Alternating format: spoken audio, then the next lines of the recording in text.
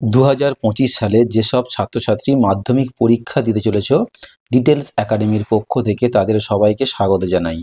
আজ মাধ্যমিক ভূগোল সিলেবাসের সাজেশনের 2 নম্বর ক্লাস। এর আগের ক্লাসে আমরা তোমাদের লং কোয়েশ্চেন অর্থাৎ 5 নম্বরের সম্ভাব্য প্রশ্নগুলো নিয়ে আলোচনা করেছিলাম।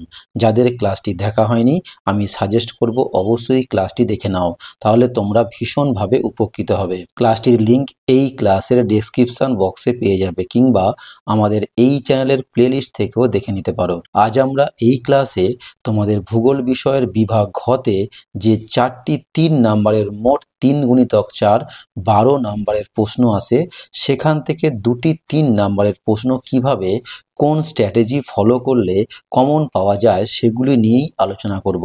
ক্লাসটি প্রথম থেকে শেষ পর্যন্ত দেখো, আশা করি তোমরা মাধ্যমিক পরীক্ষায় ভীষণভাবে উপকৃত হবে। আমি 2024 সালের মাধ্যমিক ভূগোলের একটা কোয়েশ্চেন পেপার নিয়েছি, তোমরা ভালো করে লক্ষ্য করো। বিভাগ ঘতে 3 গুণিতক 4 অর্থাৎ 12 নম্বরের মোট প্রশ্ন আসে, অর্থাৎ 3 নাম্বার করে আমাদের 4টে প্রশ্ন লিখতে হয়। আর দাগ নাম্বার থাকে কত না, 4-এর দাগ লেখা থাকে সংক্ষিপ্ত ব্যাখ্যামূলক উত্তর দাও, বিকল্প প্রশ্নগুলো লক্ষণীয়। এখানে 4টেই কোশ্চেন থাকবে। 4.1, এই দেখো 4.2, 4.3 আর 4.4, অর্থাৎ 4-এর দাগের 4.1, 4.2, 4.3 আর 4.4 এই 4টে প্রশ্ন থাকবে। আর প্রত্যেকটা প্রশ্নে দেখো একটা করে অথবা দিয়ে একটা করে কোয়েশ্চেন থাকবে। মোটামুটি তোমাকে 4টে দাগেই কিন্তু অ্যাটেন্ড করতে হবে, মানে প্রত্যেকটা দাগ নাম্বারে তোমাদের 2টো করে কোয়েশ্চেন দেওয়া হবে, তোমার তার মধ্যে একটা করে কোয়েশ্চেন চুজ করতে হবে। আচ্ছা, আজকের আমি এই যে 4টে 3 নম্বরের প্রশ্ন আমাদের কমন পেতে হবে। তোমাদের সিলেবাসটা খুবই বড়, আর আমরা এমনভাবে সাজেশনগুলো বানাবো যেন সমস্ত প্রশ্নগুলো আমরা কমন পাই। এটা সিস্টেমকে ফলো করে আমরা সাজেশনগুলো বানাবার চেষ্টা করব।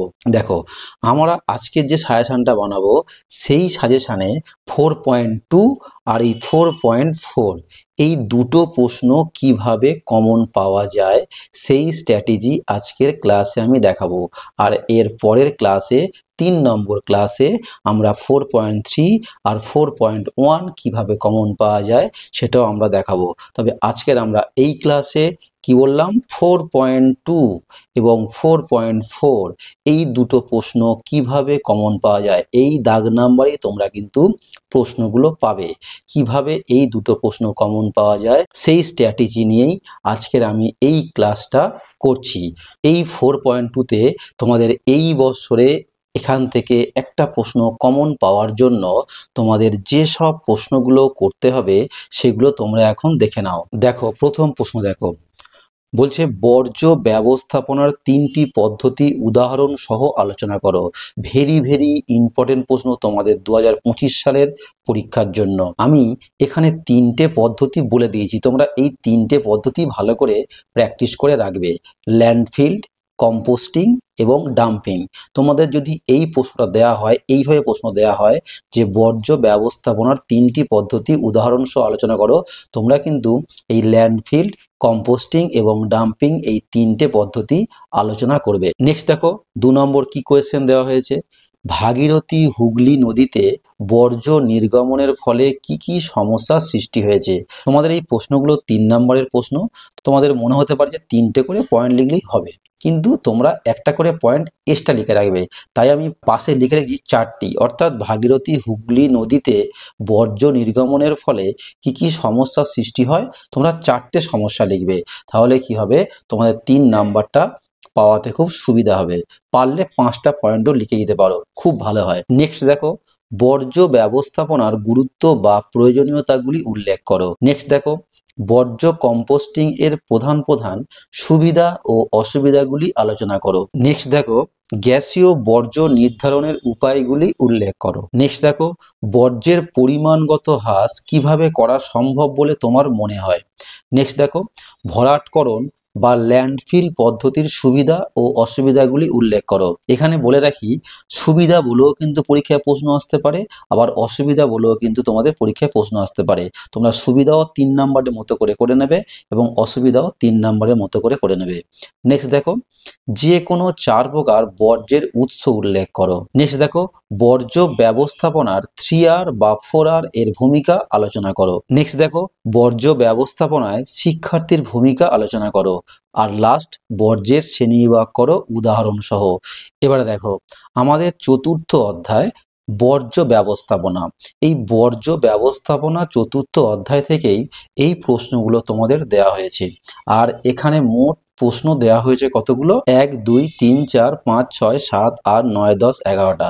এই 11টা প্রশ্ন তোমাদের এই বর্জ্য ব্যবস্থাপনার চ্যাপ্টার থেকে দেওয়া হয়েছে। আর এটা কিনা 4.2, ওই দাগেই কিন্তু এখান থেকে তোমাদের প্রশ্ন আসবে 3 নাম্বারের। তোমাদের মনে হতে পারে যে বাবা এই 11টা প্রশ্ন মুখস্থ করলে তবে আমরা 3 নাম্বারের একটা প্রশ্ন কমন পাবো। হ্যাঁ, এটাই একদম ঠিকঠাক, এটা একদম ঠিক কথা। দেখো, এই যে বর্জ্য ব্যবস্থাপনায় এই চ্যাপ্টারের যে 11টা প্রশ্ন দেওয়া হয়েছে, এই প্রশ্নগুলো কিন্তু অত্যন্ত সহজ। তোমরা একটু কেয়ারফুলি চিন্তা ভাবনা করলে এই প্রশ্নগুলো খুব সুন্দরভাবে লেখা যায়, খুব কম পড়াশোনা করে লেখা যায়। একবার করে নোটসগুলো মুখস্থ করলেই তোমরা কিন্তু লিখতে পারবে। আবারও বলছি, তোমাদের কিন্তু এই 11টা প্রশ্নই করতে হবে। এই 11টা প্রশ্ন করলে তবেই তোমরা কিন্তু একটা প্রশ্ন একদম কমন পাবে, আর সেটা হচ্ছে 4.2 এই দাগ নাম্বারেই আসবে। এবারে দেখো, আমরা তাহলে এই 4.2 এই প্রশ্নটা কমন পাওয়ার জন্য যে প্রশ্নগুলো আমাদের মুখস্থ করতে হবে সেগুলো আমরা দেখলাম। এবারে এই 4.4 এই প্রশ্নটা কমন পাওয়ার জন্য আমাদের যে প্রশ্নগুলো করতে হবে এবার একবার দেখে নাও। এটা হচ্ছে কি আমাদের 6 নম্বর চ্যাপ্টার, উপগ্রহ চিত্র ও ভূ বৈচিত্র্য সূচক মানচিত্র। এই চ্যাপ্টার থেকে আমাদের আর একটা প্রশ্ন করতে হবে 3 নাম্বারের। তাহলে তোমরা দেখে নাও সেই প্রশ্নগুলো কি কি তোমাদের এবছরে মুখস্থ করতে হবে। দেখো, প্রথম প্রশ্ন, ভূ বৈচিত্র্য সূচক মানচিত্রের গুরুত্ব বা প্রয়োজনীয়তাগুলি উল্লেখ করো। তোমাকে মিনিমাম 4 থেকে 5টা কিন্তু মুখস্থ করতে হবে। নেক্সট দেখো, ভূ বৈচিত্র্য সূচক মানচিত্র পাঠের সমস্যা বা অসুবিধাগুলি উল্লেখ করো। নেক্সট দেখো, ভূ বৈচিত্র্য সূচক মানচিত্রের 3টি ব্যবহার উল্লেখ করো। নেক্সট, ভূ বৈচিত্র্য সূচক মানচিত্রের 3টি বৈশিষ্ট্য উল্লেখ করো। নেক্সট, উপগ্রহ চিত্রের গুরুত্ব বা প্রয়োজনীয়তাগুলি উল্লেখ করো। নেক্সট দেখো, উপগ্রহ চিত্রের 3টি ব্যবহার উল্লেখ করো। নেক্সট দেখো, উপগ্রহ চিত্রের 3টি বৈশিষ্ট্য উল্লেখ করো। নেক্সট, উপগ্রহ চিত্রের 3টি সমস্যা বা অসুবিধাগুলি উল্লেখ করো।